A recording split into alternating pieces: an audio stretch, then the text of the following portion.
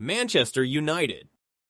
Let's start with Manchester United, the kings of entitlement. And honestly, they've earned it. For 2 decades under Ferguson, winning was as routine as morning coffee. Trophies weren't achievements, they were appointments. The 1999 treble isn't history to them, it's their baseline for Tuesday nights. Their logic is bulletproof. We're Manchester United. We don't just deserve to win. The universe owes us victories. Any struggle is just a cosmic glitch that'll be fixed by next season. Transfer window opens. If they're not signing the next Ronaldo, the board's clearly incompetent. Player leaves for rivals. Trader leaves for a smaller club. Dead weight. New manager? He's either the second coming of Sir Alex or a fraud after 3 bad results. No middle ground exists in their universe. Their Twitter feeds are masterclasses in emotional whiplash. Glazers out trending minutes after a 3-0 win against a relegation team. Old Trafford can still intimidate opponents, but their own players? That's a pressure cooker where perfection isn't expected, it's demanded. Sir Alex's shadow looms so large it has its own weather system. Anything less than Champions League qualification isn't just disappointing, it's a betrayal of their birthright.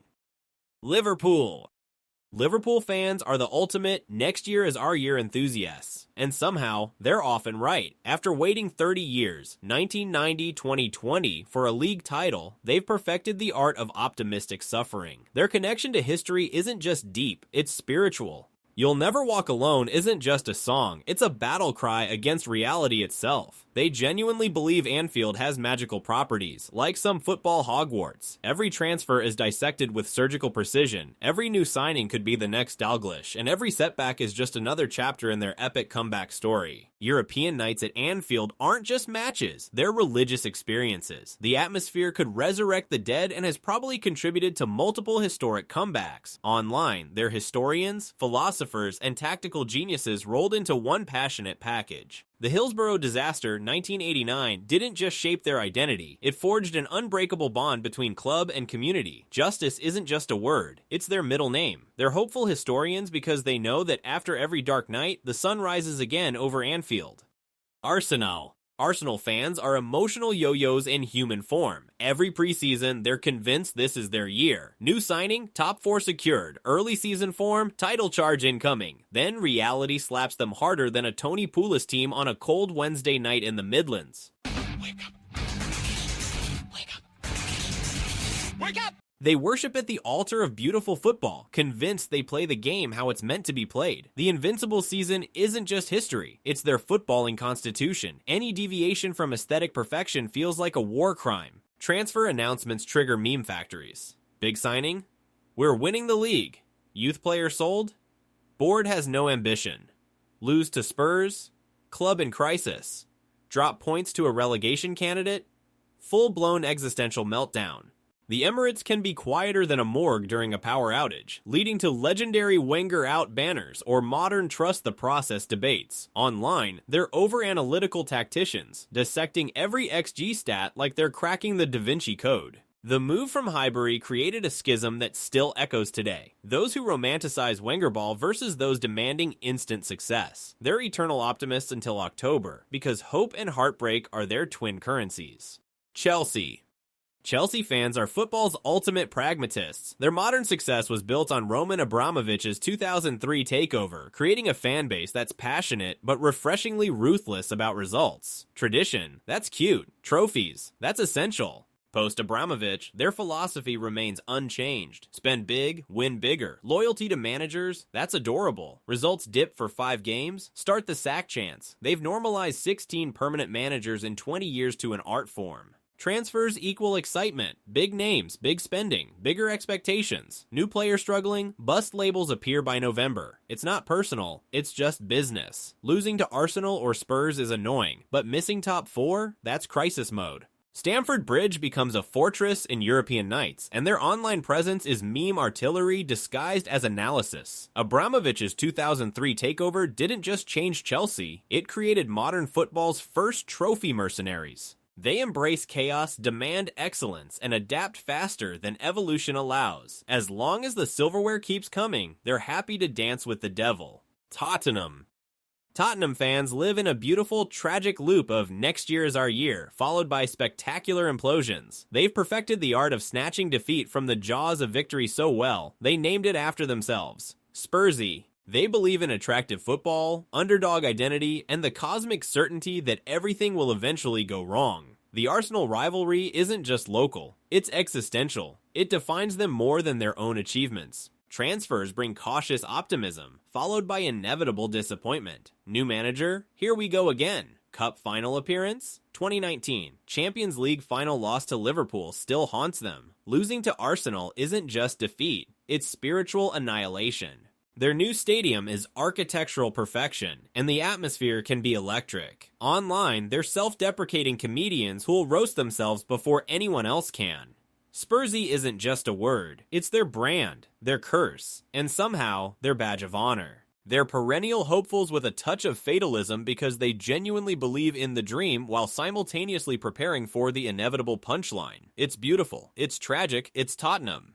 Bayern Munich. Bayern Munich fans don't just expect to win, they expect to obliterate everyone while doing it. Bundesliga dominance isn't an achievement, it's the natural order of things. Champions League contention isn't hoped for, it's their minimum requirement. They are German football. Any challenge to their supremacy is met with mild amusement, like watching a child try to arm wrestle the Rock. They cherry-pick the best talent from their rivals with the casual efficiency of a corporate raider absorbing competitors. Transfers? They expect Bayern to collect Bundesliga stars like Panini stickers. Manager not winning by March? Time for an upgrade. Losing a league game is rare enough to check for solar eclipses. Not winning the league literally hasn't happened since 2012. The Allianz Arena isn't just a stadium, it's a monument to inevitable victory. Their online presence radiates confidence that occasionally borders on chilling self-assurance. The 50+1 rule gives them voice and stability, reinforcing their sense of football royalty. They're a dominant dynasty because success isn't just expected, it's hardwired into their club constitution.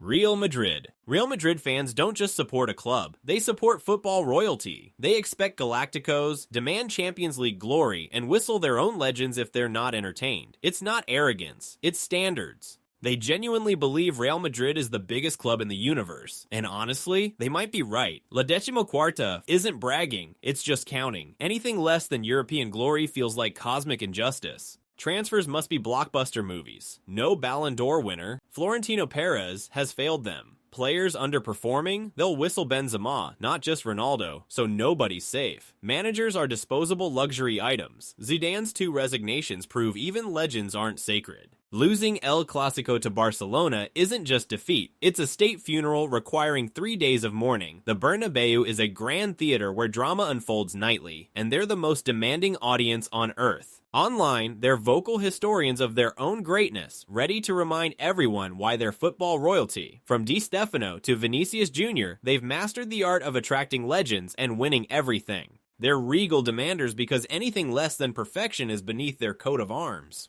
FC Barcelona. Barcelona fans don't just support a club, they support a philosophy, a political statement, and a way of life. Tiki-taka isn't just tactics, it's their religion. La Masia isn't just an academy, it's their sacred temple. Maizquian Club isn't marketing, it's their constitutional law. They represent Catalan identity, resist Spanish authority, and play the beautiful game simultaneously. Every transfer must pass the Barca DNA test. Every manager must understand the gospel according to Cruyff. Losing El Clasico to Real Madrid isn't just sporting defeat, it's existential crisis. Spotify Camp Nou becomes a political rally disguised as a football match, with Estelada flags waving alongside club scarves. Online, they theorize football like tenured professors while maintaining fierce moral superiority over their rivals. The Madrid rivalry isn't just sports, it's centuries-old cultural conflict played through football. The Cruyff legacy created their identity, beautiful football with revolutionary purpose. They're principled purists with a political edge because they believe their club is civilization's moral compass.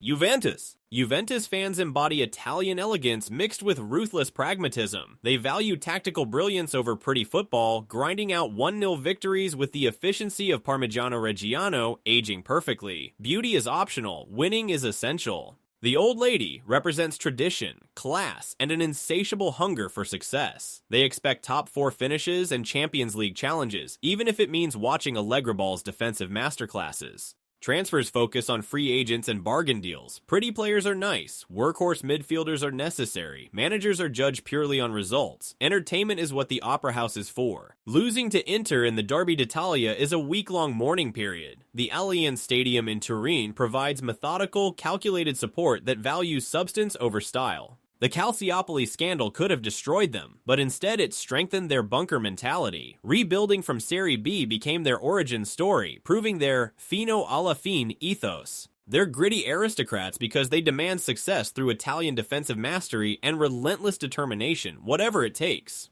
AC Milan. AC Milan fans are living in a beautiful, melancholic love story with their club's glorious past. They've experienced 7 European Cups and painful declines, lowest valleys, making every 2022 Scudetto feel monumental. They believe Milan should naturally exist at European football's pinnacle. The Arrigo Sacchi and Fabio Capello eras aren't just history, they're the minimum expectations. Milan DNA means elegance and European pedigree. Transfers bring cautious optimism mixed with desperate hope for the next Leão or Theo Hernandez. Every new manager represents potential redemption. Losing the Derby della Madonnina to Inter is personal trauma. San Siro's Curva Sud still provides incredible atmosphere, testament to their enduring passion despite years of struggle. Online, they're nostalgic futurists, prone to dramatic pronouncements about destiny or disaster. Berlusconi's era ended painfully after 3 decades of dominance, creating fans who measure progress in European nights. They're romantic revivers because they're forever comparing present dreams to past glories.